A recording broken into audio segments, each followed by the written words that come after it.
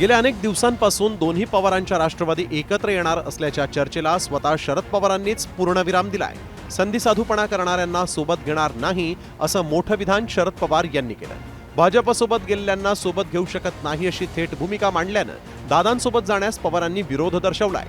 पण सत्याच्यासाठी भाजपवर जाऊन बसायचं ही भूमिका कुणी मांडत असेल तर हा विचार काँग्रेसचा विचार नाही आणि त्यामुळे कुणाशी संबंध ठेवा पण भाजपशी संबंध हा काँग्रेसच्या विचारात असू शकत नाही आणि त्यामुळे अशा पद्धतीने संधी साधूपणाचं राजकारण हे आपल्याला प्रोत्साहित करायचं नाही।